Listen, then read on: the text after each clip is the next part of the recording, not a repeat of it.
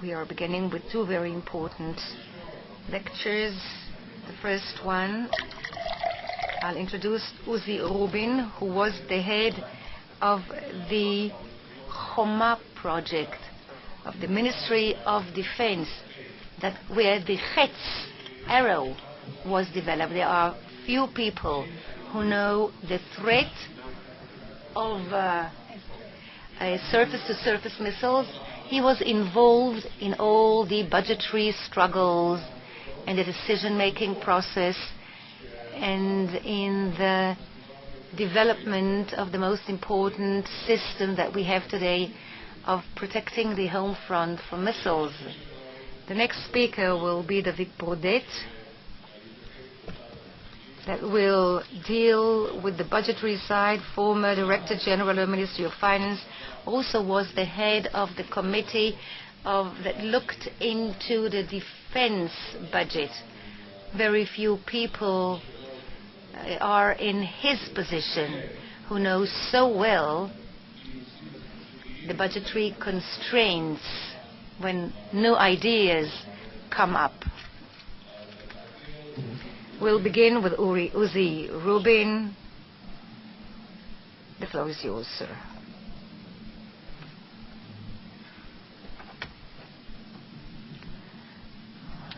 Good afternoon.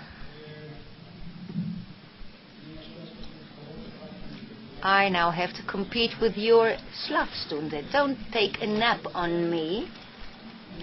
I'll try and compete with that. I was asked to speak from the technological or professional point of view regarding our general topic. I'll speak about the missile threat and I'll analyze it in the technological operational aspects. I'll be talking about some of those systems. I'll mention the development of the technologies that were chosen. I will not go into the whys. All is taken from material that has been published. So if you look for any hidden intentions, you won't find it here. Well, first of all, the missiles that threaten the state will begin differently from the strata that were mentioned before. I'll begin from the top going down. The Shihab-3 families, the Iranian missile, which is a copy of the Nodon, the North Korean one, the original model that was prepared by Iran, 1,300 kilometers. Here in one of it, its nuclear warhead is ordinary. Later in 2004, there was a more advanced model that I call Shihab-3 extended range. I'm not sure the Iranians call it this way. They call it Shihab-3.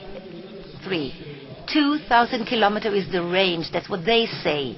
But of course, the literature doubts this. That includes the Russians, who have an interest to show that the Iranians cannot reach such long range, especially because of the arguments with the Americans on the third battery in Europe. So, as far as I remember, Putin himself says that the range of the Shihab is more than 1,700 kilometers. And the warhead is a small air-fuel warhead. Recently, very recently, September 22nd, the Pasadoran, the whole of the Holy Saints that celebrates the Iran-Iraq war, that Shihab appeared very similar to Shihab here, but it was called here Gader, and they say that it was 1,800 kilometers. I don't have an explanation for that. And its warhead, again, not clear exactly. I would try and guess that this is exactly the same missile, and the Iranians, for their own reasons, call it a different name. So as far as the Shihab family, it is Shihab-3 and Shihab-3ER.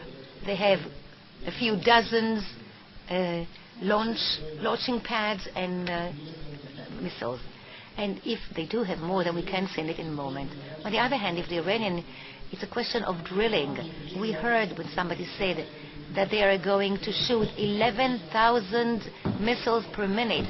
It's not sure that what he said in Persian was the same thing. The idea of defining the range, you see, 1,300 kilometers, the distance between Israel, Tel Aviv, and Iran. Tel Aviv as a point of reference in all the transparencies.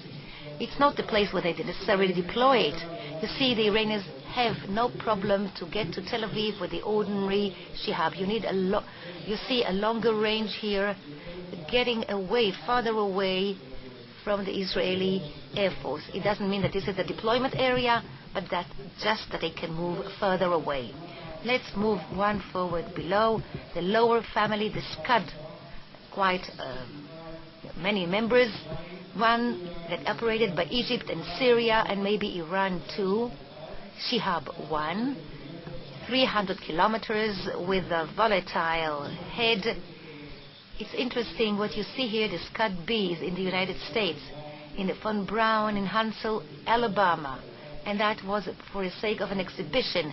Americans bought it in order to study it and to use it for targets.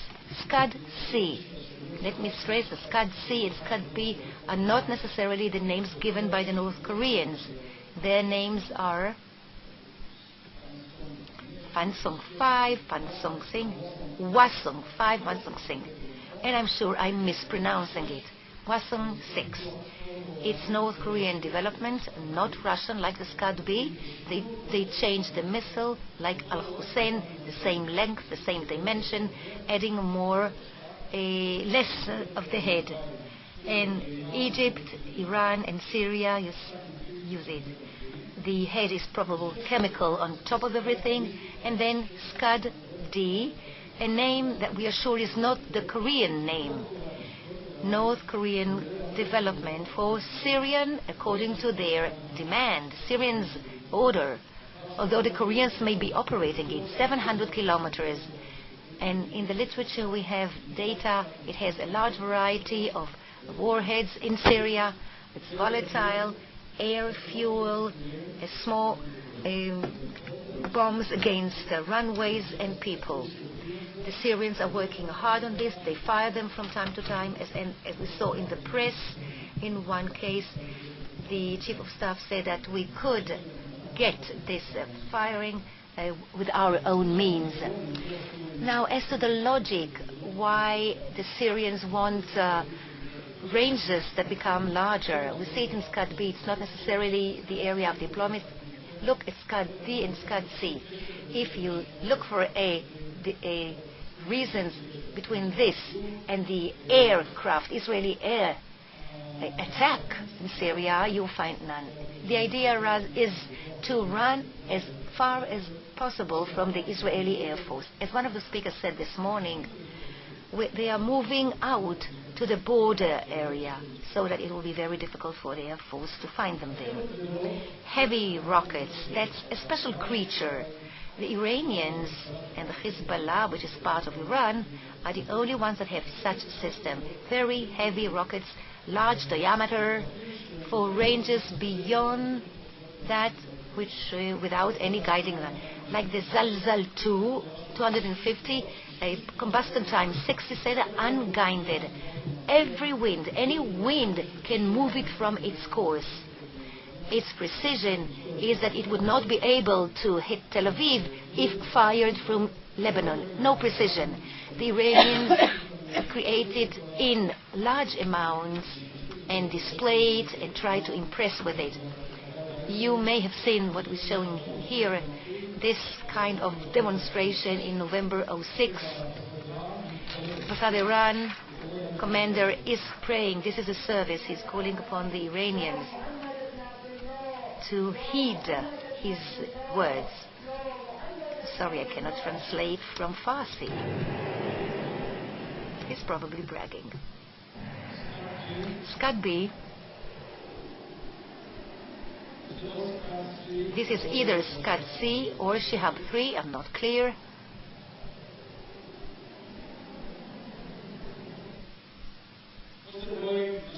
As you see, what we can learn from this short clip is the impression. This is for the sake of deterrence of the Gulf states. All the capitals of the Gulf countries are 250 kilometers away from the Iranian shore of the Persian Gulf. And this fire caused anxiety and deter us. But they are also aware of the fact that this has no precision. So the Fatah, like Zalzal 2, added with a precision part. The part between the head and the rocket engine was cut. They had a guiding element with little wings. So precision is not clear, but the range is 200 to 250 kilometers. Iran has it, maybe the Hezbollah, maybe Syria in the future, and Zalzal 2. There is a pact between the Syrian and the Iranian that was signed in July 2006. They didn't know that a war was going to be declared, but they signed an agreement with a chapter on missiles. Assembly lines were to be set up for Zalzal 2 and Fatah 110 in Syria, production for the Syrians and for the Hezbollah. Again, we see the rationale. Zalzal 2 from Baalbek. Again, point of reference is Tel Aviv, and here is Damascus. We go one spot further down. This will be the medium rockets. Before the war, Fajr 3, Fajr 5 were mentioned. The Iranian passed on to the Hezbollah. We saw it in an exhibition of weapons in Tehran. Lots of cannons, heads of dozens of kilograms, and the might of the warhead. The salvo is not very precise. A third may hurt the objective, but this, as such, is going to cause a lot of damage. Barrel is the word you're looking for. Fragments of Fajr 3. One unit was found in Haifa, but 202 and 300 millimeters of the Syrians, which we didn't pay attention to before the war, appeared in quantities. What is the 220 millimeters? Where did it come from? The only thing which is similar to it is Uragan. In Russia, 220 millimeters, although the launching pads or the launchers do not look like this launcher. Another is a 320 millimeters. We know the range because the fragments fell here. We can measure it. Range is 100 kilometers plus. It's not clear. The only thing you find in literature is WS-1. One of the launches that you see here was destroyed by the Air Force. It was firing of Haifa. It may be Chinese design, produced with license in Syria. We experienced these during the war. Where can they get to? This map is what happened in the last war. We see 302 millimeters from Lebanon got to Givat Olga region. They could have reached further distance. Some of them had a hitch, so they didn't go any farther. Another notch down, the light Katyusha and Qassams. On the right-hand side, the launcher of Hezbollah of 122 millimeters. That is a Czech launcher, B-70. We used something similar in the test with Nautilus in Whitesons. Out of the films of Hezbollah, I took this system. As you see, an improvised launcher. You see a civil pickup truck. You see 100 millimeters. You see it in a cluster, and the warriors of Hezbollah preparing it for firing. And here we've got stationary one. And in the end, something not very clear. Fajr 3 maybe, a short passage from the propaganda movie of Hezbollah. It looks like Fajr 3 early stages that we saw in Iran. Another interesting story are the Qassam launchers of some of Islamic Jihad in a homemade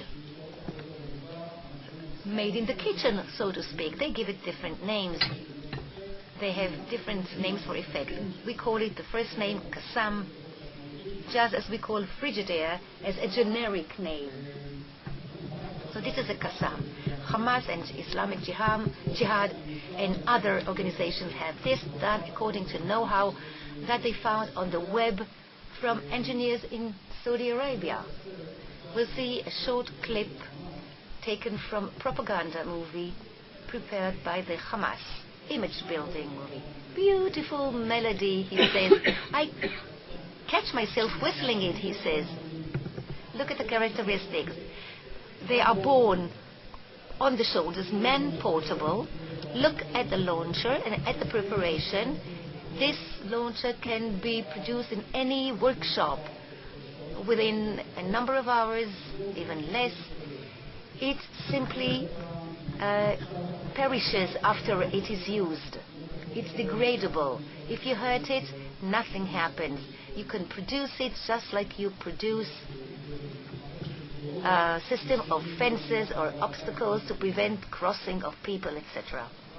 An important point for the continued conversation.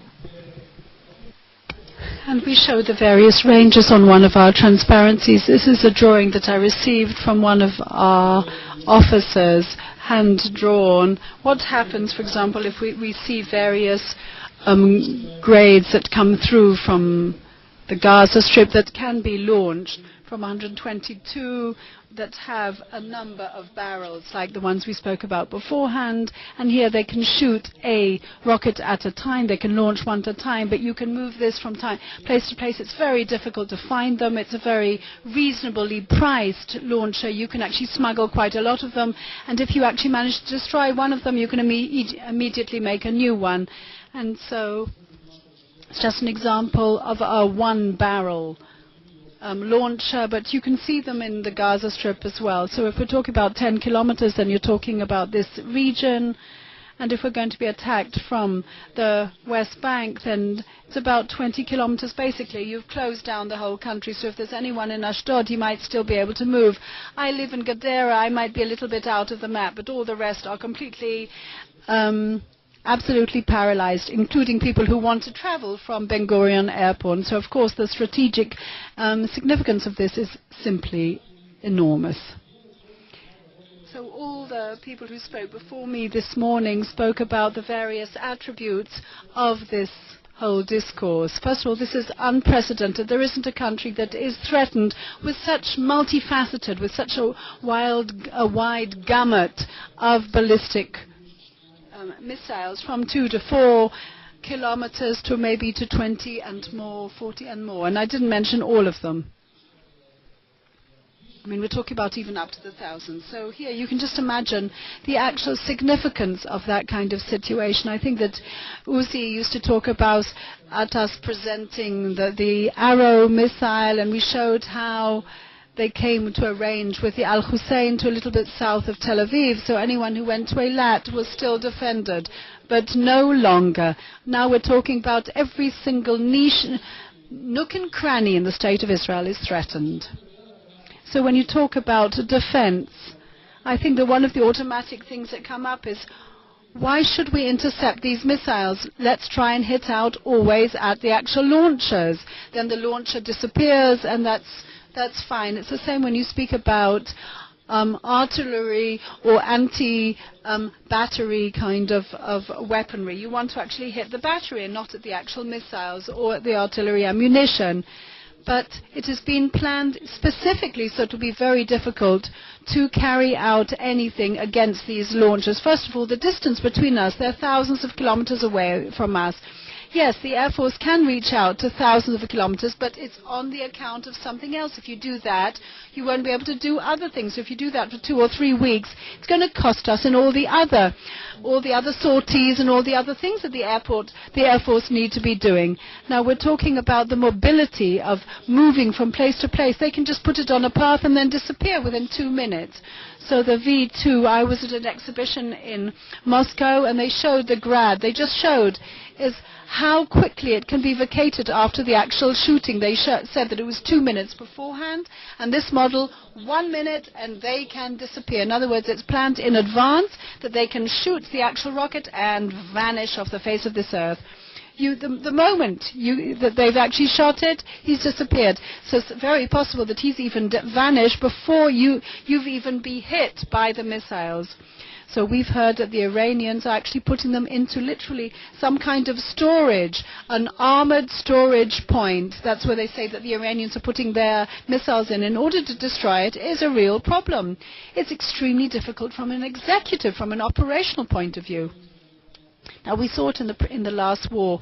The launch pads are completely hidden under foliage, so it's totally impossible to actually to find them and to locate them. You can see this kind of fabric that are covered. You try, and we saw the multiplicity of them. There were so many launchers. The Air Force destroyed and destroyed and destroyed, and I have there are controversial issues with some of my Air Force colleagues. They said that there were mobile launchers, the entire, and the quantity of rockets that were being shot out was at a uniform quantity the entire war. We kept destroying the mobile launchers. They were ready for that. They are so reasonable. So the moment we destroyed one, they brought new ones. Within 2 minutes, they'd created other ones. And the lacking in efficiency are the degradable ones. You've destroyed one, so what? That's it. It's done it. They don't mind it. So this solution is a very partial solution, if at all.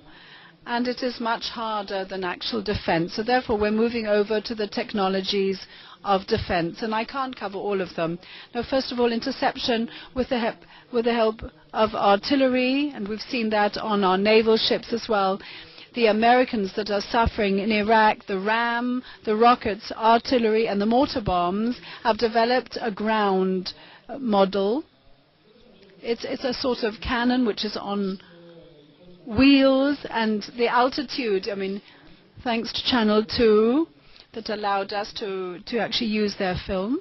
But you can say how this cannon, the artillery cannon, is actually at such an altitude that it can destroy it. The cost is $15 million per unit, and it will be operational within a matter of a few months. The Phalanx, the Raytheon American, is also worked by radar, has been working in Iraq. The cost is $11 million, but unfortunately it only covers a restricted territory. And in order to guard Dore, you need a number of these batteries of such a thing. So the next technology is going to be the energy laser ammunition, and what you can see on the right-hand side is the airborne Boeing laser. I think that this is the closest to the Star Wars, that has over a megawatt strength, and it actually intercepts the missiles on takeoff, and between 300 and 400 kilometers it can intercept. In other words, it's a boost and intercept, actually intercepting it on the moment of takeoff. So it's it's impossible unless, for example, if we're talking about Iran, unless we actually go into Iran, we can't do that. Perhaps the first laser beam will be used next year. And on a lower level and a lower intensity is the Sky Guard, which is the fruit of the TEL, which was exported from the States. And here you can see a tactic defense of an airport, and we'll talk about that in a minute. The most acceptable technology against the SSMs, I'm going to just show you a few of them. The Patriot PAC-3. We mentioned that the PAC-2 that was in Israel during the Gulf War was not efficient. But in the year 2003, the Patriot was extremely efficient, and every Iraqi missile, it was the El Samud missiles that were launched, they were immediately destroyed, and some of them didn't actually even get to the region of their target, but they were all destroyed, some by the PAC-3, and some by the PAC-2 GEM, and some even by the PAC-2 missiles, as they were in Israel at the time. I think that the shortcomings at that time have been rectified, and they managed to work with it beautifully. And now the TAD one, which is like the parallel to the arrow in Israel. It was started development approximately at the parallel time as the Israeli. They've gone back to the drawing table, and they're still working, and they've been doing so very successfully. There have been 6 or 7 experiments without any failures. So there's a joint program of Germany, Italy, the States. The PAC-3 is the interceptor, but will take over from the PAC-3 later on in the States. France has also had a missile. They've taken what they call their Barak, which is called an Aster 1. They've added a different phase so that it's an interceptor missile, and it can shoot down the short-range missiles. At the moment, it's being deployed on an operational level as well. Now we've got the 301, which is our favorite, which is a combined system. This is the S-400 that was presented for the first time publicly in Moscow in August this year. And now this is a system with pretty good capacities, probably similar to the PAC-3. Now from here, I'd like to move on to a short survey of what's been happening here in Israel. We've been dealing with missile defense, and I think we started dealing in this whole issue about 20 years ago, and it's been accompanied very problematically by a very strong controversy, a very vehement one. We heard it by the previous heads of the Air Force in the past, and I think there's still controversy over this issue because it's beyond the cost effectiveness or the feasibility, but there are a lot of sentiment and other considerations taken into consideration. I think that David Ivry realized that there was a problem after the Lebanon war when the Syrians took a strategic decision to start moving over to missiles rather than aircraft. But I think that the real writing on the wall was in the Iraq-Iran war when the Iraqis surprised by bombing Tehran, and if you looked with a ruler on the map, you could see that just as they managed to target them, they could also target us. The range was feasible for us as well. That was the first step. Then the Patriot was acquired. And though there was a first very great reservation on the part of the Air Force, but the Arrow was started working on in 96 in the Great Wrath that we mentioned. It was also, there was a feeling that there's a gap that needs to be bridged, so we started with a Nautilus program with the help of the American Army, but this was stopped in 94. And I want to show you not what was actually showed outside on the little screens, but I want to go back and show you something else here. This is a software that I'm not quite sure about, but I'm going to try my best. That's a THEL. So let's just wait, bear with me patiently, because you can see the rocket that's being launched here. It's not a normal Russian Katyusha, it's not a Hezbollah one, but it's an Israeli one. It's one of our best kept secrets in the state of Israel, though you can find it on the internet, on the military industry internet site, that we have been manufacturing Katyusha rockets for plenty of places around the world with our software into it. You've got the infrared beam with all the various devices. So here you're talking about a heavy rocket. It's a bit closer to the Fajr 3. And again, what I'm showing you is not the technical side. You saw that outside on the little screens here, but I'm just going to run this forward a little bit. You can see the off-axis tracker.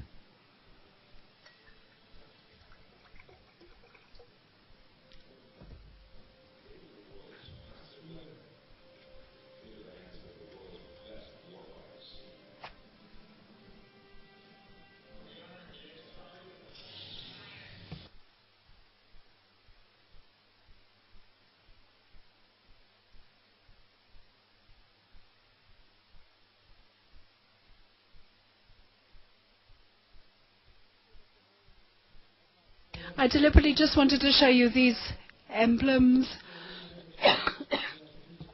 An Israeli commitment that was stopped in 2004. I think it was explained to us why there was controversy around it. It's an issue for the historians to go over, but it was stopped. Now, with the intensification and the equipment that the Hezbollah and the Hamas are equipping themselves. You've got whole programs on television about the Hezbollah strengthening themselves.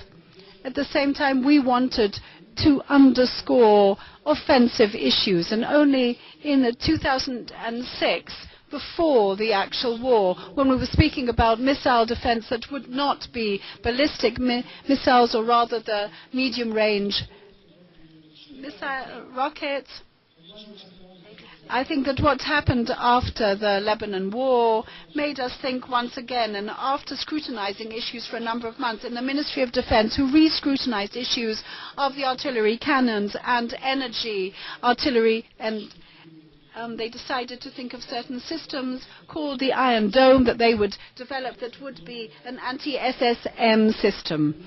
And I just want to show you both the threat on this axis and the actual response. You can see how the scale, it's a logarithm scale. You can see from 10 to 100 or 1,000 kilometers. You can see the axis of time is somewhat confusing here, but you can see the response, how it is received.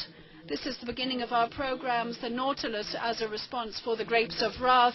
This little cloud, which was a bit lack of commitment and a bit phasey, sort of, we weren't quite sure, a bit blurred here, because it wasn't a lack of resources, it was just that there were different priorities, and they just showed that there was a lack of priority on that. So we can see the Sling of David just before the war, and just immediately before the war, the Iron Dome, which closes it, the 1,000 kilometers range. And slowly but surely you can see that we all have programs for all these today, but they haven't been approved, all of them, but we still haven't got a response for all of them, but we are considering the development and developing all of them.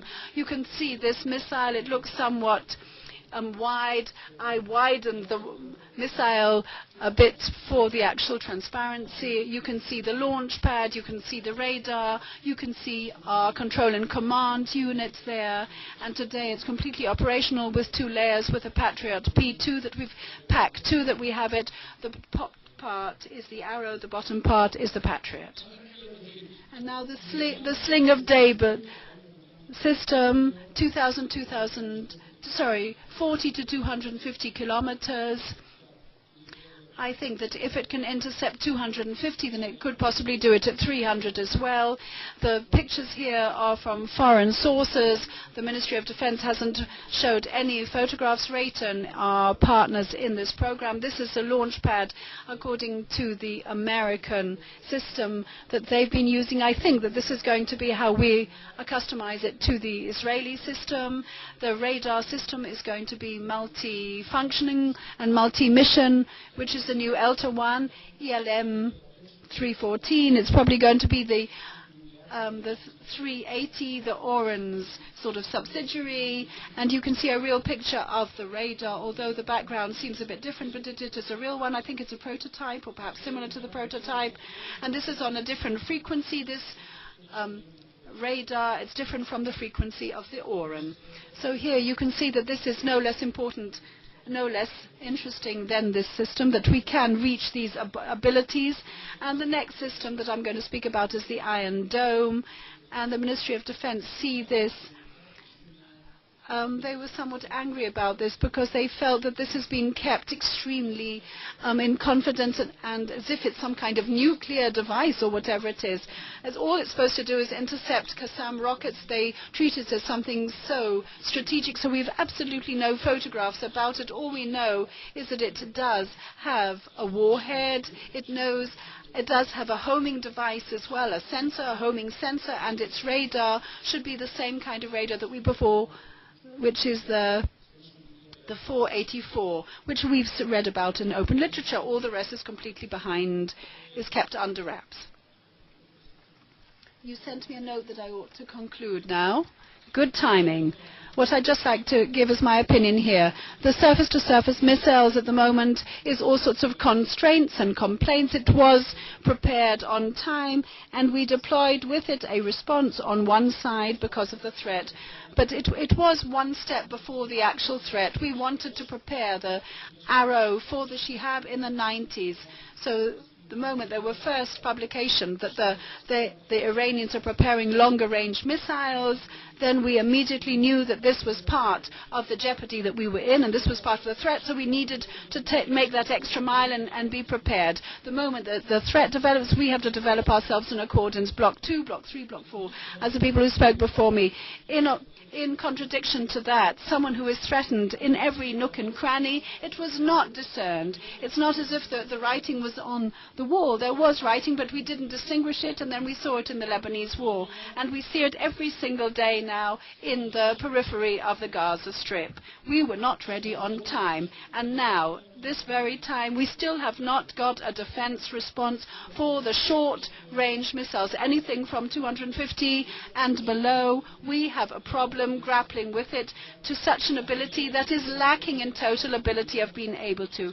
So what we have to do is immediately carry out something. We've got to focus all our efforts and preserve our resources, because we know exactly what's going to happen with the next cut in the budget. The next thing they're going to want to do is, they never wanted in the first place, is the defense against the short-range missiles. So what we need to do now is to preserve the stability in the focusing of our efforts and the investing of resources on everything, so that we will have some kind of short missile response system.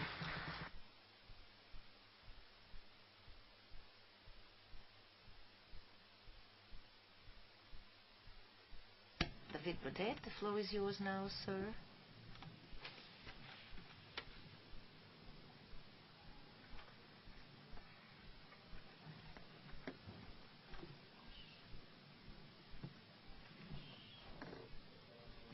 Good afternoon.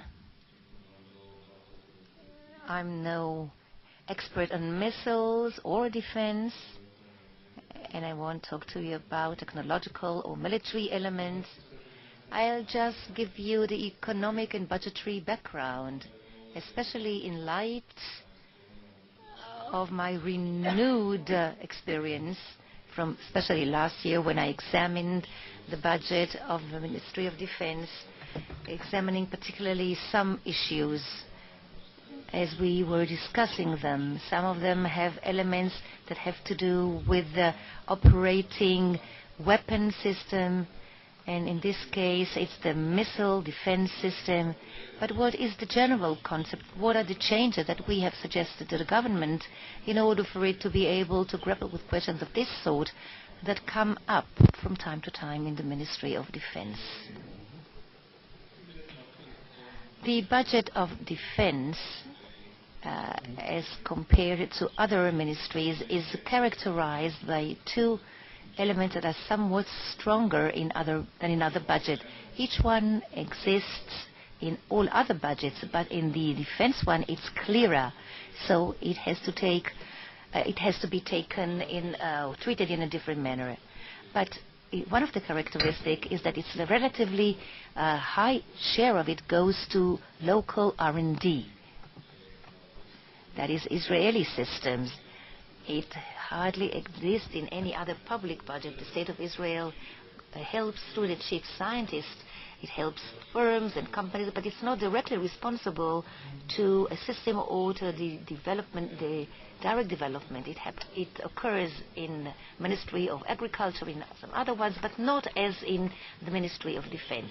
The other thing is, as was mentioned throughout the day, and I'm convinced of this, is that equipping ourselves with a weapons system are for relatively long periods of time compared to different kinds of activities in the government. And in this respect, if I relate to the examination that we carried out, and we can easily infer this to our study day today, the discussion has a lot to there is a lot of room for improvement. In this, I would put it, mildly. I think that it begins with the fact that the civil control is very weak.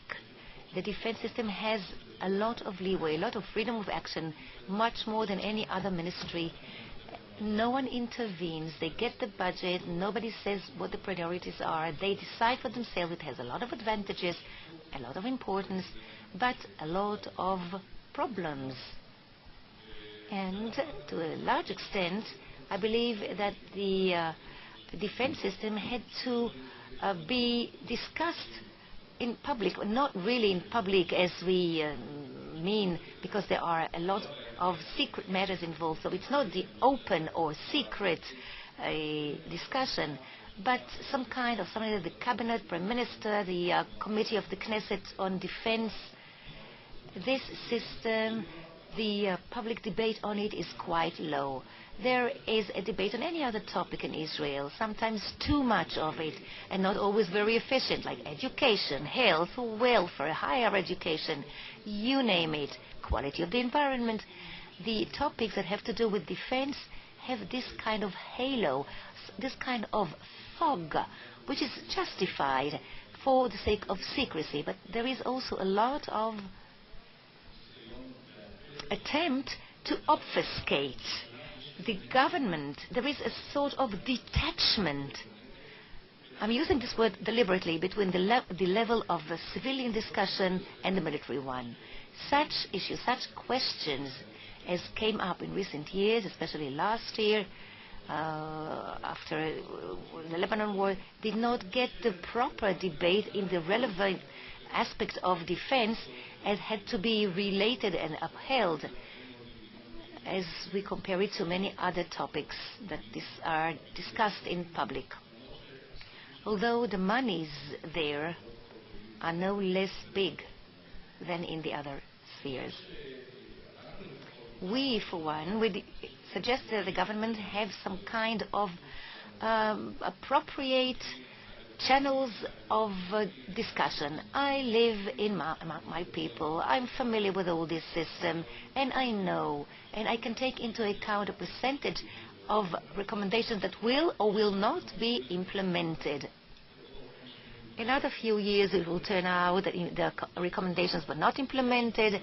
Well, it will remain a problem for all of us. Although the government formally adopted the conclusions, the recommendations of the committee, we still don't know how this is going to be implemented. I leave this to you according to your calculations of probability. We, in our discussion, recommended some kind of orderly way of debating the question, in preparing the budget and what is hiding behind the budget, share it with the political echelon together with the military ones. Often the military one feel neglected by the political echelons, and the political echelons say, we don't want to be interested, but when the trouble comes, they are to blame. This is not the right approach, and it's a background for many kind of investigation committees like the Agranat and now Vinograd committee. We don't want to repel or to set up an investigation committee. We want a recommendation implemented. So the cooperation in building weapon systems and using the force and the order of forces, all these have to be discussed properly by the military echelon, but with a high control of the civilian ones. I'd like to stress this because this is often the mother of all the question, of all the problems that we find propping up along the way. And I repeat, we speak about the defense. We all recognize that defense is very important in Israel. We know that Israel allocates a high percentage of our product for the defense. It's true, there is no question about this. It's not that we kid ourselves or compare ourselves to Italy that have 0.8 of the gross national domestic product. In other countries, even less than that. We know that Israel has to allocate more. The question is, how much more? But the question here is this partnership, the joint assessment, military and civilian, and that the right priority set be prepared. And why am I saying this? Because we looked at the order of priorities of recent years, last 5 to 10 years, and we find some issues that were later at the background for the public debate that are being held now, exposed as a result of the war and of the deliberations that came afterwards. There is a neglect of training, drills, fitness, we say that we are in a state of emergency, and these two things do not go together. There was a relative reduction in R&D compared to norms in the past. The budget of R&D in last years was lower, nominally and realistically, than in the late 90s and early 2000. We see serious neglect in the air, sea, and on land. I will not go into it, but our report did specify, of course, the secret report that was not published. It has lots of detailing of systems and that were not used after being purchased for a fortune. It's true that some of them can last for 30 years, but if it goes on like this, for 40 years I don't know how many systems can last. And there are systems that cannot even last 30 years. There is a big question regarding the defense budget of preference of pensions given to career soldiers, and here the deliberation is not enough. The army is almost becoming two armies, the ones who are retired and the ones who are in active duty. It is true about other countries, but not in the same measure. In Israel, we are relatively in an impossible situation, and it takes the part of the budget, and finally, in a certain constraint, it makes the budget more rigid and leaves less for consideration of purchasing of other systems. These are the topics, grosso modo, and they show you how necessary it is for us to run a proper debate, public debate, civil and military at the same time, so that we don't find ourselves in the same situation without me going into an attempt to justify freezing a certain idea and going on with another. Let's go to some positive aspects of the committee as they came in their recommendation in light of the needs of the IDF and the perception of defense. We determined 5 main points or recommendations that we made to the government, and the government adopted them. We'll see how this is going to be implemented. One thing, we set a total setting of budget for the military. That was done according to the estimates of the committee people from economics, people from the army. They balance between the economics so that the economy remains strong, and society, we want a strong society and the need for a strong military. So, robust economy and a strong army as well. That was how our criteria were determined. Of course, there is room for discretion. This is no mathematics of any kind of model that cannot be done in a different way. But this was as a consideration. This is what we took in mind. We tried to weight all the big national objectives of the state. This is point number 1. Number 2, we recommend, and the government accepted this, to create a multi-year budget so that the army doesn't work on a year-by-year budget. Not that it didn't happen in the past. They had some permission to commit for some years, but this multi-year budget is expressed in 2 elements. One is that the multi-year plan of the army is backed up by a multi-year budget, 1-on-1. Until today, I'm convinced that most of you know it, but I'm saying it loud and clear, that the army created in the last 40 years 8 multi-year plans. No one of them was implemented. None of the 8. Maybe just the first year, the second started stuttering, and then it was over. And why was it not implemented? That's a rhetorical question. And the answer is that because the multi-year plan assumed that their budgets will be larger than the one they actually received from the Ministry of Finance. Now, it turns out that the assumption was not a good one. As a result, when you have a multi-year plan without a budgetary backing, it's not implemented, and you do not exhaust it, and you do not implement it. So regardless of your priorities, land, air, sea, and then you begin in second, third, and fourth year, you begin adaptations of the plan in light of the budget. And of course, this is less optimal than had you done it if you had had the right and appropriate order of implementation. So this is what our recommendation, the multi-year plan that is backed one-on-one in the budget. When a plan starts acting in January the 1st, 2008, and that's the new IDF multi-year plan, it will have the same budget parallelly, because the different arms and the main headquarters of the army and the Ministry of Defense and the various administration will know exactly what lies ahead of them and will be able to do it in an orderly manner. We decided, in addition, not just to create a multi-year budget for 5 years, but create another process for the next 5 years, so that we have a view or a vision of a decade and not only 5 years. The second 5 years is not backed by multi-year plan, but just gives them an outline. And this outline is important for issues that you mentioned throughout the day, i.e. long-term equipment, R&D research, but also other questions that are relevant and that pop up throughout the debate. That's number 2. Third point that we decided on is that a total budget for the army will be set like the 50 billion shekels.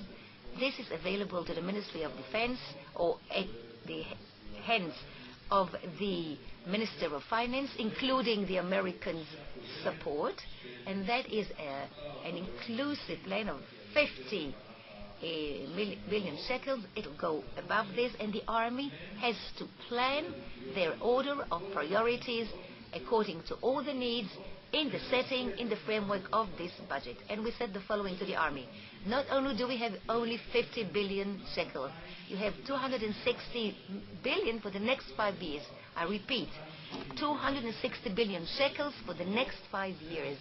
This is the number you have, you dear army. Live with this, build all your plans, all the systems as you understand them, because you have here this budget. You're not going to get any penny more. No penny more, unless there is a war, God forbid. But let's forget now about the emergency. Moreover, you have 520 or 30 billion per decade, or 520 or 530 per decade. You're not going to get more. We hope not even less. We found out that the economy can supply this. This is a real innovation in the approach to the defense system, but it calls for a lot of self-discipline. It's not simple, although the numbers seem to be very, very high as compared to any other system in Israel. The third point, and has to do with the previous one, in order to be able to cope with unexpected situations that always exist, we cannot prevent them, we recommend to have a permanent reserve in the defense budget. This reserve is designed exactly to determine the ability of the government, so that not every time there is an unexpected event, all of a sudden the government has to cut across the board in all the civilian ministries, because the army needs another 500 million shekels because of a certain event which was a real one, but has to be prepared for. So we suggested a very clear reserve of 800 million shekels in the first 5 years, and $1.2 billion for the next 5 years. So as far as the changes that come from the army are the ones that can point out to this point. Every time there is an unexpected event, and every time they approach the government, and they cut here and they cut there, and one of the worst fiscal occurrences happen as a result of this. This is not good. Not only the army is to blame, but it's not good. So we need to plan things in a much more orderly way. The last thing that we determined also as a basic principle is that the this freedom of maneuver for the budget for the Ministry of Defense would remain, but we would also have specific topics that the Ministry of Defense, because of various issues, would not be able to gnaw away at these minimum lines. One of would be the actual preparedness of the army, drilling, training, exercises. I don't need to go into the nitty-gritty of that after we saw what happened in Lebanon and the lesson learned from the Lebanon war. We know exactly what happened with the training and the fighting days and everything. So we've determined a specific minimum that we're not allowed to go below it, because it's very important from the point the days of wars, storage, capacity, drilling, exercises, and things like that. The second is a minimum of research and development. In other words, in the military industries and in the Ministry of Defense, which a minimum which would allow us to plan, and we would not suddenly gnaw away at this minimum at times of pressure. And the third issue is the equipment for the updating of Air Force equipment, sea, in other words, naval issues and land forces. So the equipping of those forces. So a lot of those, when you think of the Hezbollah, when you were fighting them, had this all been prepared, the army was not able to give a response because of a lack of certain of these issues, although they were guerrilla fighters. Now the army, following this report, we're going to receive more sources, and we've determined an additional point for ourselves. We said to the army, we think that you can be streamlined, you can streamline yourself by 1%, 1.1% per annum. This kind of streamlining we're not going to give to the finance minister, although you have streamlined. We're not going to give the fruit of that streamlining, because we're going to return it back into the Ministry of Defense, the IDF, and the Army. The reason for that is because we have to rehabilitate ourselves, and prepare ourselves, and also the fruit of local research and development of technological devices, but Israeli fruit. So the budget of the Ministry of Defense, if you do it in aggregates and you accumulate it, you take this year and you save a little bit and you add and then you save a little bit, it creates an integral within 10 years, which is 30 billion shekels, 1.1% streamlining over that number of years would be 30 billion shekels, which have to be rechanneled into the army for research and development and drilling, training, preparedness of the army. So I'm not sure if we mentioned figures at how much, for example, missile defense systems cost. I read in the newspapers about a development of 1 billion shekels. I heard equipping oneself of other figures. I mean, this is just by sort of hovering over the paper and sauntering through it. But as you can see, these figures that the Ministry of Defense, with accurate planning and multi-annum planning and long-term envisioning of things, would allow us to grapple with those quantities and with the numbers that we need. So therefore, it is incumbent upon us to plan, to think in accordance, and that is in addition to the 30 billion that we suggested would be the rechanneling. In addition to that 30 billion, we also suggested, and at the moment this is a very friendly government, so 24 million that we've added of the American government, 46 million as an addition, and internal streamlining of 30 billion. It's a rather magical number of 100 million over the next 10 years, 100 billion over the next year. So it does sound somewhat dreamlike and magical figures,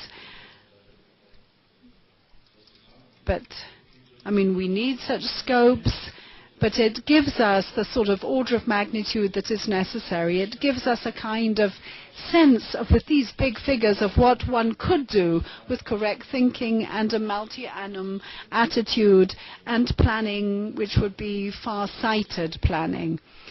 Now, this kind of identification with this kind of planning and decide what our reserves and anchors ought to be should improve things immensely in the scope.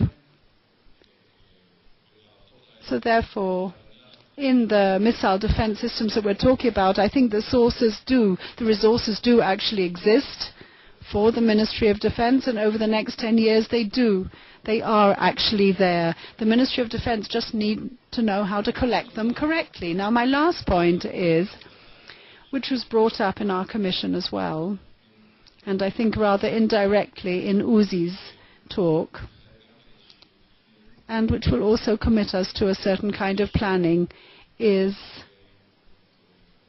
the actual use of fire in certain states of war or emergency. The special budget was paid for using the fire use of those 38 days, which was an enormous budget, and that was the cost, 33 days. I think there were additional systems that were used as well, but most of it was the use of fire during the Second Lebanon War. And without going into the nitty-gritty, especially in this forum and because of the considerations of the Commission, I would just like to come and say to you that the fire use was, I think, cost-effectively speaking, was not efficient. It was not. Because it was we talk about different kinds of fire, from air, from the land. If you look at the outcome and the results, in this case, you're talking about what I would call quote-unquote silly systems, artillery systems, where each cannon costs about $1,000 or $1,500, and about 180,000 of these were actually, of such artillery cannons were actually shot, as opposed to other fire systems used by the Air Force, or one unit cost hundreds of thousands of such units of fire. Now, this question would be even more critical and crucial if you're talking about responses to missiles. Now, let's say the enemy's missiles will cost this or that, and that interests us less, but the response to those missiles will cost us a great deal more. It will no longer be an artillery cannon that will cost 1,000 or 1,500. So the actual center of the use of fire will have to be much more sophisticated, and not only because of budgetary considerations, but also from the point of view of what we want to accomplish, military speaking. I mean, why are we using this fire?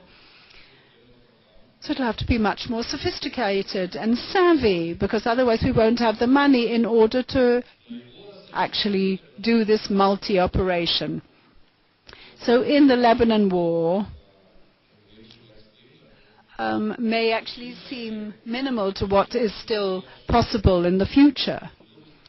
Now, the 8 billion shekels, the price of the use of that fire during that one isolated event, vis-à-vis all the threats that we are countering and that we expect in the future, will be figures that have to be taken into account. I would like to close this circle by saying that only a stable economy can really find a response to this kind of scope that we're talking about. If this event of the Second Lebanon War had happened in the 80s, for example, when the Israeli economy was in dire straits, then the government would not have been able to write such a check and immediately renew and refresh its stores.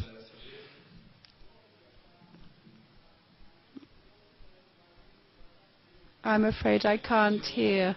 Amos Yaron, I'm afraid I can't hear what he's saying. He's not speaking into a microphone. Please ask to be invited to the podium and you can have your word. It's okay. I say things, you say things, it's fine. But the interpreter apologizes. She can't interpret what's not said into a microphone. The committee heard this generation and not the past generations, sir. Now for the future.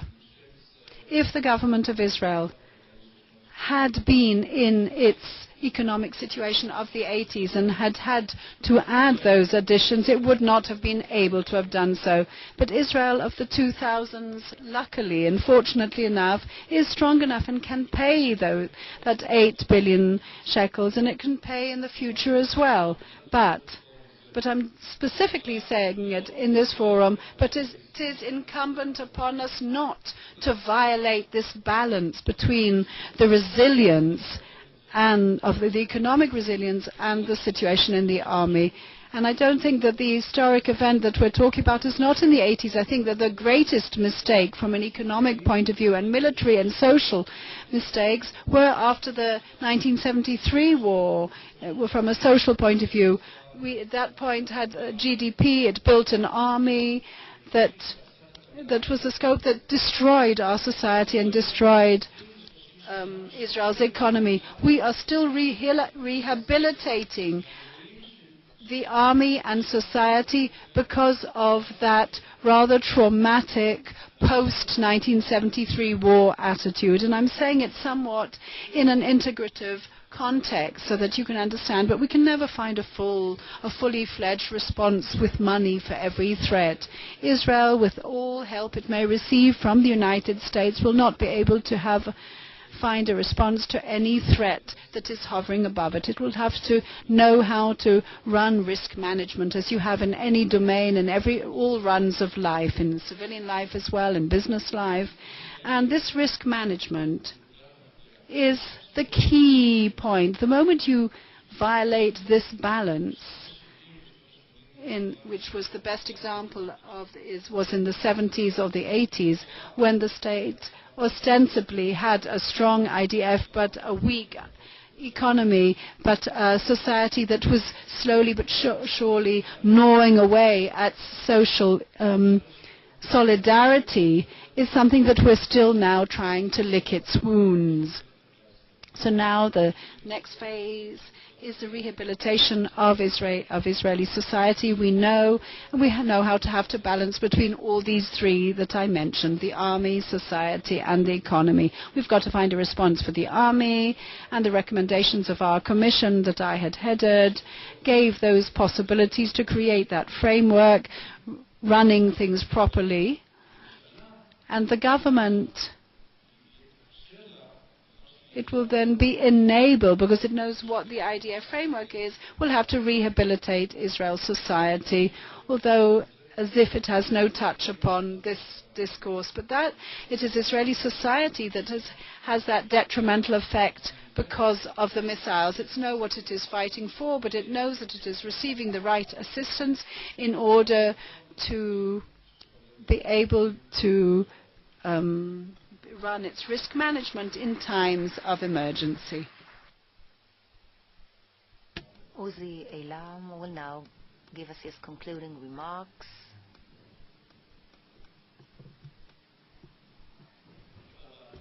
Three or four sentences for conclusion. Thank you very much to all the speakers. This is number one. Thank you to this audience, in particular for those who have remained with us to the finishing line. I hope that this study day was not only interesting, but also invigorating and intriguing and pushing you to be involved, each and every one who participated. The association represents large varieties of experience in all fields, and certainly a spectrum of opinions, not only for the importance of the laser weapon and all the other means and all those systems, but also the strategic concept and the larger approach. The Association of Missile Defense has to find ways of preserving the idea in the consciousness of people and find a priority to make the country willing to allocate the right budgets for it. We will try to expand our infrastructure, the research part. We will try to support deepening the strategic and the technological approach, and talking to the higher echelons and into preferring the right way. And in conclusion, you can join our association. I recommend those who care, and I think that we've heard, even to the last moment, even to what David Brodet said and Rubin, we heard full justification for being involved and being those that will make a difference. And the doors of our associations are open to all of you. Thank you very much, and have a nice day.